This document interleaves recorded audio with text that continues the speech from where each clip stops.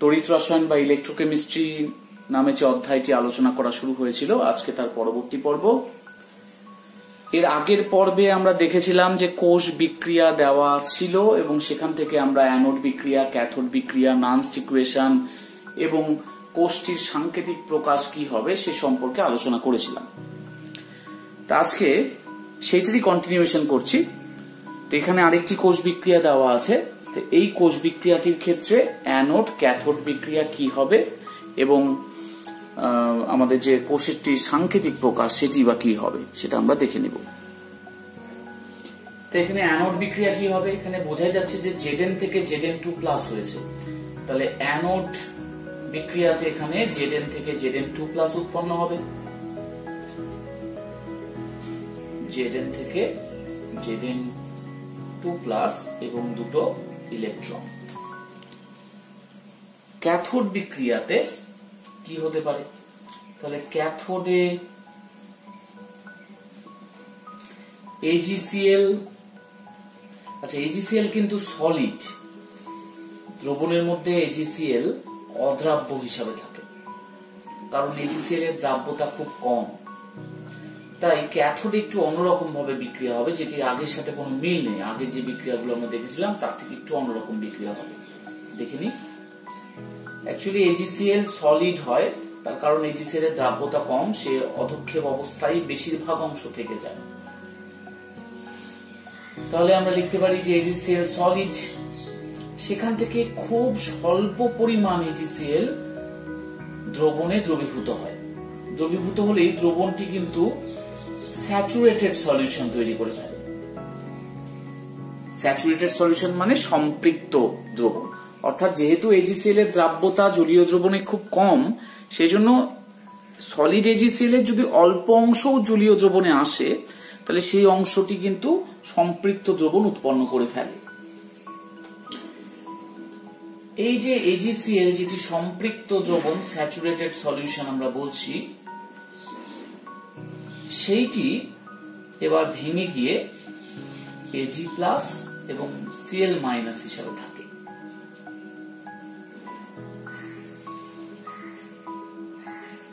এবার এই Ag+ একটা ইলেকট্রন নিয়ে তৈরি করে Ag।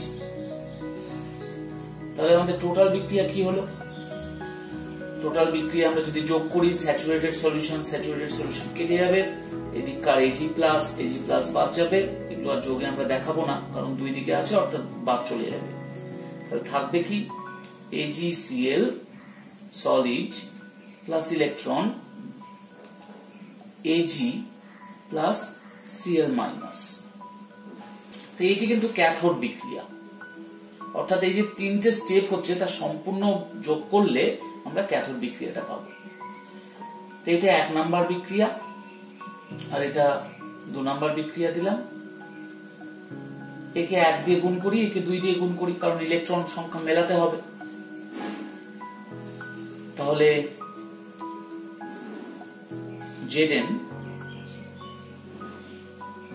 Plus 2 AgCl equals to, আমরা ইলেকট্রন গুলোকে লিখবো না কারণ কেটে যাবে, Zn2+ plus 2 Ag plus 2 Cl-। অর্থাৎ এই যে আমাদের পূর্ণ বিক্রিয়াটি ছিল তার মতো কিন্তু হয়ে গেল। তাহলে আমাদের ক্যাথোড এবং অ্যানোড বিক্রিয়াটা ঠিক আছে। তাহলে এই গেল অ্যানোড বিক্রিয়া এবং ক্যাথোড বিক্রিয়া।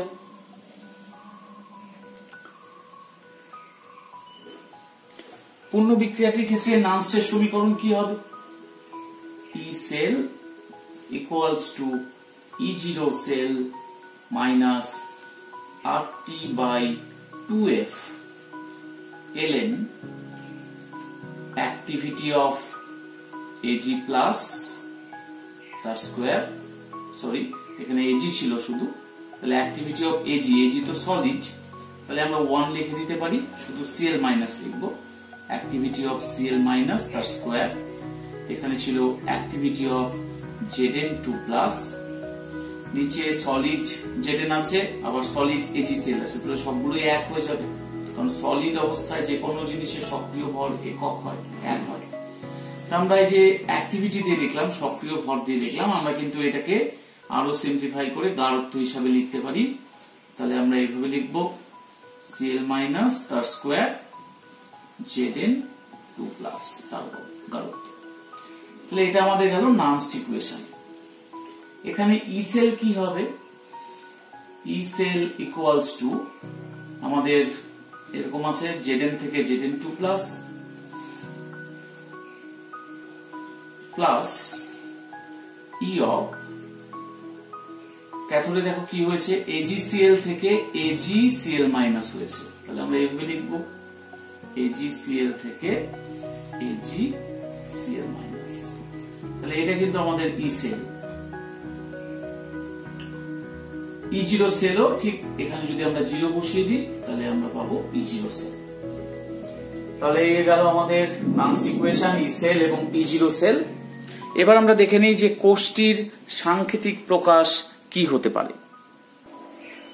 এখানে Zn থেকে Zn2 প্লাস হয়েছে, তাহলে Zn/Zn2 প্লাস আমরা অ্যানোডটাকে আগে লিখব ডাবল স্ল্যাশ, এবার লিখব AgCl থেকে কিন্তু Ag আর Cl মাইনাস হয়েছে, কিন্তু আমরা এখানে Cl মাইনাস দিব কারণ সল্ট ব্রিজের দুই ধারে আয়ন রাখতে হবে। তো Cl মাইনাস, এরপরে দিব AgCl, তারপরে Ag, কারণ Agটা এখানটায় লাস্টে থাকলো, তার কারণ Ag এবং Zn এর সাথেই তার দুটো যোগ হয়ে গ্যালভানোমিটারে কাটা যোগ হবে। তাহলে AgCl ও সলিড, Ag ও সলিড, কিন্তু দুটো পরস্পরের সাথে মিশে যায় না, তাই কিন্তু আমরা মাঝখানে স্ল্যাশ দিয়েছি। যদি মিশে যেত, যেমন আয়নের ক্ষেত্রে মিশে যায়, সেই জন্য কমা দিই। এটি কোষটির সাংকেতিক প্রকাশ।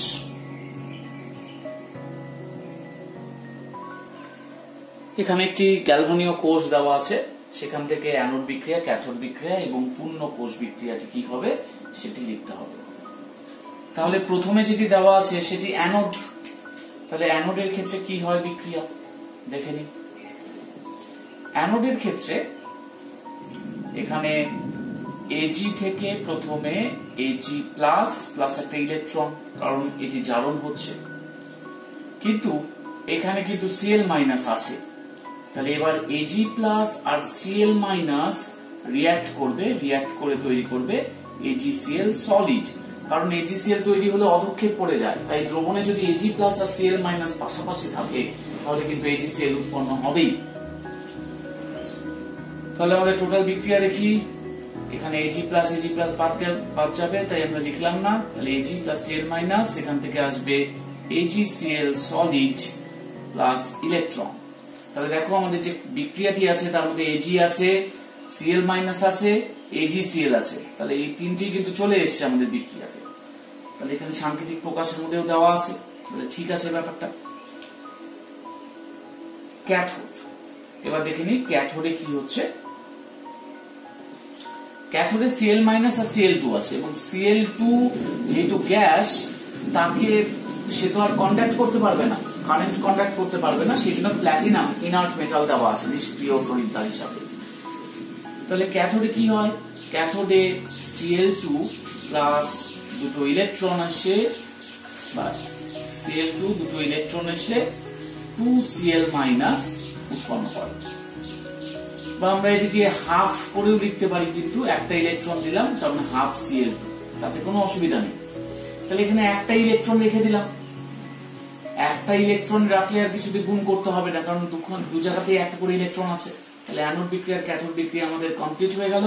তাহলে পূর্ণ কোষ বিক্রিয়া কি হবে, আমাদের পূর্ণ কোষ বিক্রিয়া হবে Ag প্লাস হাফ Cl2, আমরা দুটো Cl মাইনাস যদি একই গাঢ়ত্বের হয় আমরা কেটে দিতে পারি, ইলেকট্রন বাদ যাবে, তাহলে এখানে তৈরি হবে AgCl সলিড। তাহলে এই যে কোষ বিক্রিয়াটি আমরা পেলাম, সেই কোষটি কিন্তু এইটা সাংকেতিক প্রকাশ।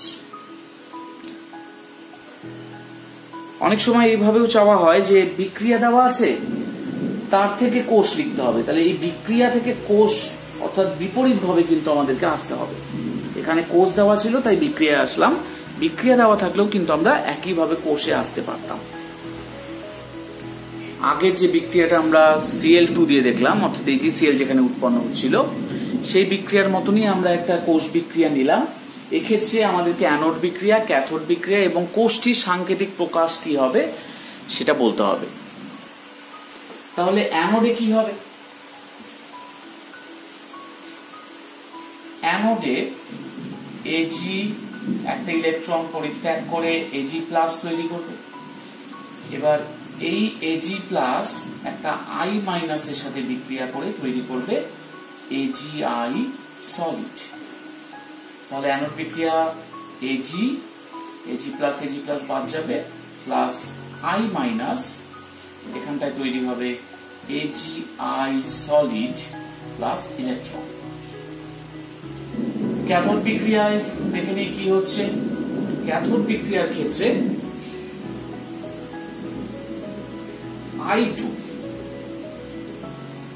I2 এখানে আমরা হাফ I2 দিব, একটা ইলেকট্রন নিয়ে তৈরি করবে I-। তাহলে আমরা যদি 2 দিয়ে গুণ করে দিতাম তাহলে I2 প্লাস দুটো ইলেকট্রন এখানে 2I- হতো। তাহলে এটা ক্যাথোড বিক্রিয়া।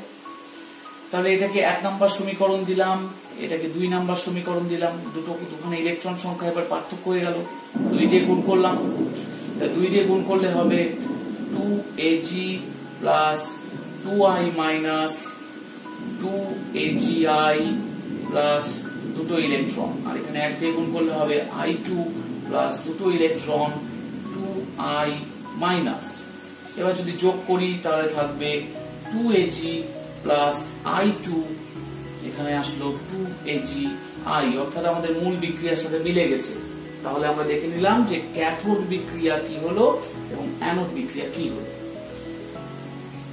তাহলে এবার আমরা দেখব যে কোষটির সাংকেতিক প্রকাশ কি হতে পারে। অ্যানোডে কি হয়েছে? Agi- মিলে Agi হয়েছে। তাহলে অ্যানোডটাকে আমরা আগে লিখব Agi solid I- double slash দিয়ে, এখানে I2 থেকে I- হয়েছে, কিন্তু আমরা যেহেতু বলেছিলাম যে সল্ট ব্রিজের দুপাশে আয়ন রাখবো, তাহলে I- থেকে I2 লিখবো, এবং আয়োডিন যেহেতু অধাতু এখানে একটি প্ল্যাটিনাম তড়িৎদ্বার দিব, নিষ্ক্রিয় তড়িৎদ্বার। তাহলে এইভাবে আমরা দেখাতে পারি কোষটির সাংকেতিক প্রকাশ। আমরা এইভাবেও লিখতে পারি, যদি আমরা সল্ট ব্রিজকে তুলে দিই তাহলে এইভাবে আমরা কিন্তু লিখতে পারি, এখানে I- দুটোর জায়গায় একটাকেই রাখলাম, I2 Pg, অর্থাৎ এই দুই ক্ষেত্রে কিন্তু I- কমন, একই I- আছে। তাহলে তড়িৎদ্বার দিয়ে আলাদা, সল্ট ব্রিজ দিয়ে আলাদা না করে আমরা যদি একটা পাত্রের মধ্যেই রাখি তাহলেও কিন্তু কোষ গঠিত হবে। সেক্ষেত্রে I- দ্রবণে আছে, এইদিকে আমরা দিব কি, এইদিকে দিব Ag, আর AgI এর প্রলেপ দেওয়া নিব AgI, মানে সিলভার প্লেট, তারপরে AgI এর প্রলেপ দেওয়া থাকবে সলিড অবস্থায়, এবং এই দিকে নিব প্ল্যাটিনাম তড়িৎদ্বার নিষ্ক্রিয়, এবং দ্রবণে I2 অ্যাড করে দেব। তাহলে I2I- প্ল্যাটিনাম, এদিকে AgI I-, সবগুলো পূর্ণ হবে। অর্থাৎ এক্ষেত্রে কিন্তু যেহেতু ইলেকট্রোলাইটটা যেটা আমাদের সলিউশন সেটা যেহেতু কমন I- দুই ক্ষেত্রে, আমাদের মাঝখানে সল্ট ব্রিজ না দিলেও কিন্তু অ্যান্সারটা সঠিক হবে। অর্থাৎ এটা হবে কোষটির সাংকেতিক প্রকাশ, এটা বা এটা দুটোই সঠিক অ্যান্সার। তো এবার আমরা দেখে নিই পরবর্তী বিক্রিয়াটার ক্ষেত্রে। এখানে অ্যানোড বিক্রিয়া হবে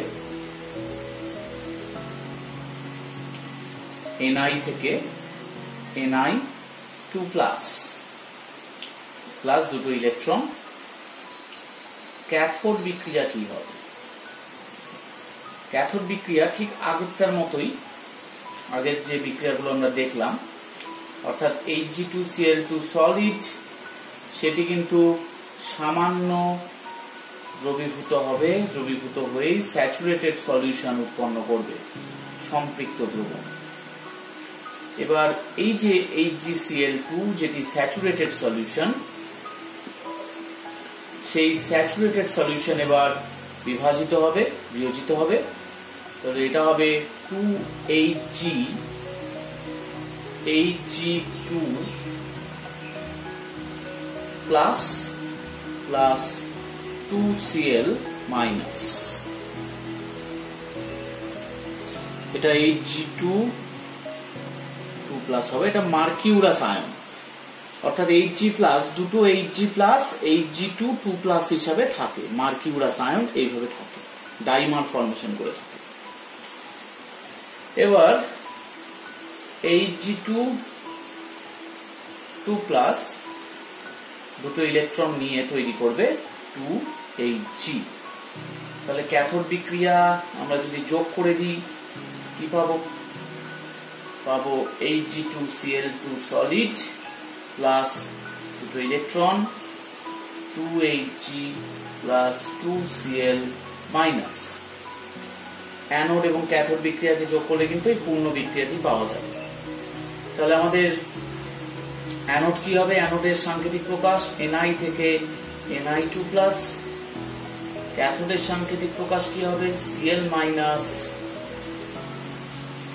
Hg2Cl2 Hg। পারত্ব তরল, তাহলে তড়িৎদ্বার হিসাবে আমরা প্ল্যাটিনামকে রাখবো এখানটায়। তাহলে এই হচ্ছে আমাদের অ্যানোড এবং ক্যাথোড বিক্রিয়ার এবং সেই কোষটির সাংকেতিক প্রকাশ। আরেকটি কোষ বিক্রিয়া আছে, এখান থেকেও আমরা কোষ গঠন করব। তাহলে আগে অ্যানোড এবং ক্যাথোড রিঅ্যাকশনটাকে বের করে নিই। এখানে অ্যানোড Fe থেকে Fe2+ হয়েছে, মানে জারণ হয়েছে। তাহলে অ্যানোডে আসবে Fe, সেখান থেকে Fe2+ প্লাস দুটো ইলেকট্রন। ক্যাথোডে তাহলে MnO4- থেকে Mn2+ হয়েছে, কারণ Fe থেকে Fe2+ এটা জারণ, তাহলে MnO4- থেকে Mn2+ এটা বিজারণ হয়েছে। আমরা যদি এর +7 জারণ স্তর দেখি, এর +2 জারণ স্তর, তাহলে জারণ সংখ্যা কমেছে, 7 থেকে 2 হয়েছে, তাহলে বিজারণ হয়েছে। তাহলে MnO4- থেকে Mn2+ এ বিজারিত হয়েছে। তাহলে আমাদের এবার ব্যালেন্স করে দিতে হবে। এটা তো অ্যাসিড মাধ্যমে বিক্রিয়া, আমরা ক্লাস 11-এ শিখেছিলাম যে কিভাবে অ্যাসিড মাধ্যমে ব্যালেন্স করতে হয়। আগে অক্সিজেন মেলালাম, অক্সিজেন মেলাতে গিয়ে জল যোগ করতে গিয়ে 8টা H বেশি হয়ে গেছে, তাই এখানে 8H+ লিখবো। এবার চার্জ মেলানোর উপায়, এখানে -1 আছে চার্জ, এখানে আছে +8, এদিকে আছে +2 চার্জ, তাহলে এদিকে +7 চার্জ, এদিকে +2 চার্জ, মেলেনি। তাহলে এদিকে -5 করলে পরেই তো এখানে +2 চার্জ চলে আসবে। তাহলে -5 করা মানে 5টা ইলেকট্রন অ্যাড করা। আমরা 11-এ কিন্তু এই নিয়মগুলো শিখেছি যে 5টা ইলেকট্রন অ্যাড করতে হবে এখানে। তাহলে আমাদের ক্যাথোড বিক্রিয়াও পেয়ে গেলাম। তাহলে এখানে আমরা বলতে পারি যে এটা 1 নাম্বার, এটা 2 নাম্বার বিক্রিয়া। তাহলে এবার যদি এটাকে 5 দিয়ে গুণ করি, একে যদি 2 দিয়ে গুণ করি, করে যোগ করলে আমরা পূর্ণ বিক্রিয়াটি পাবো এবং ব্যালেন্স পেয়ে যাব ইকুয়েশনটি। তাহলে পূর্ণ কোষ বিক্রিয়া আমরা করে ফেলতে পারি। 5Fe, আমি একবারে করে দিচ্ছি, 2MnO4- প্লাস 16H+, এখান থেকে আসবে, এখন সমান চিহ্ন দিব যেহেতু দুই দিকে সমান হয়ে যাচ্ছে, 5Fe2+ plus 2Mn2+ plus 8H2। এটা হচ্ছে আমাদের পূর্ণ কোষ বিক্রিয়া। তাহলে এবার দেখি সেলটার রিপ্রেজেন্টেশন কি হবে।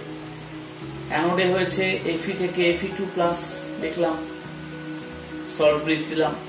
এখানে MnO4- থেকে Mn2+ হয়েছে এবং 8H+ মাধ্যমে, অর্থাৎ H+ দেওয়া আছে মাধ্যমে। তাহলে আমরা এইভাবে লিখতে পারি MnO4- কমা দিলাম, কারণ আয়নগুলো তো সবসময় দ্রবণে থাকে, মিশে থাকে, Mn2+ H+, এবং যেহেতু এই অর্ধকোষটির ক্ষেত্রে কোনো সলিড কোনো তড়িৎদ্বার নেই, তাহলে এখানে প্ল্যাটিনাম দিতে হবে। তাহলে এখানটায় কিন্তু 3টা আয়নের সমন্বয়ে তড়িৎদ্বার গঠিত হচ্ছে, অ্যানোড এটি, ক্যাথোড এটি। তাহলে এই গেল আমাদের এই কোষটির সাংকেতিক প্রকাশ। আমরা দেখো, খেয়াল করো যে একটু আগে আমরা এরকম একটি তড়িৎদ্বারের কথা বলেছিলাম যেখানে Hg থাকবে, Hg2Cl2 থাকবে, Cl- থাকবে এবং বাইরে থাকবে প্ল্যাটিনাম। এরকম একটা অর্ধকোষের কথা কিন্তু আমরা দেখেছি, এই বিক্রিয়া করতে গিয়েই আমাদের এই অর্ধকোষটা এসছে। সেটা সম্ভবত ওই কোশ্চেনটার ক্ষেত্রে ক্যাথোড হিসাবে কাজ করেছিল। যাই হোক, এই যে অর্ধকোষ, এই অর্ধকোষটির কিন্তু একটি নাম আছে, একে বলা হয় ক্যালোমেল ইলেকট্রোড। ক্যালোমেল ইলেকট্রোড নামটা তোমরা যেহেতু জানো না, তোমাদের কাছে নতুন নামটা, সেই জন্য নামটা আমি বলে দিলাম। এবং কি জন্য ক্যালোমেল ইলেকট্রোড? এই যে Hg2Cl2, এইটার প্রচলিত নাম Hg2Cl2, এই লবণটার প্রচলিত নাম ক্যালোমেল, সেখান থেকে নামটা এসছে ক্যালোমেল ইলেকট্রোড। তা আমাদের এই যে আজকে যে প্রবলেমগুলো আমরা দেখলাম, সেগুলো কিন্তু একটু ক্রিটিক্যাল টাইপের প্রবলেম। সেটা কিন্তু এর আগের পর্বে যেরকম খুব সহজভাবে আমরা অ্যানোড ক্যাথোডকে বের করে ফেলছিলাম, সেরকম কিন্তু অতটাও সহজ নয়। তো এই কোশ্চেনগুলো আজকের পর্বে যে আলোচনা করলাম, এইগুলো কিন্তু তোমাদের এইচএস পরীক্ষার জন্য খুব একটা গুরুত্বপূর্ণ নয়। এটা মেনলি কিছু কম্পিটিটিভ পরীক্ষা এবং যারা কেমিস্ট্রিতে ইন্টারেস্টেড তারা এটাকে দেখতে পারে, তাতে তাদের কেমিস্ট্রির যে ভিত্তিটা সেটা আরো মজবুত হবে। এবং যারা কম্পিটিটিভ পরীক্ষা দিবে তাদের জন্য এটি কিন্তু সমান গুরুত্বপূর্ণ। তবে যারা শুধুমাত্র এইচএস পরীক্ষা দেবে, শুধুমাত্র এইচএস এর উপর ফোকাস করে আছে, তাদের জন্য আজকের এই পর্বটা ততখানি গুরুত্বপূর্ণ নয়। তো ঠিক আছে, আজকের পর্ব এইটুকুই। নেক্সট পর্বে আমরা আবার পরবর্তী অংশগুলো নিয়ে আলোচনা করব। ততক্ষণের জন্য থ্যাংক ইউ।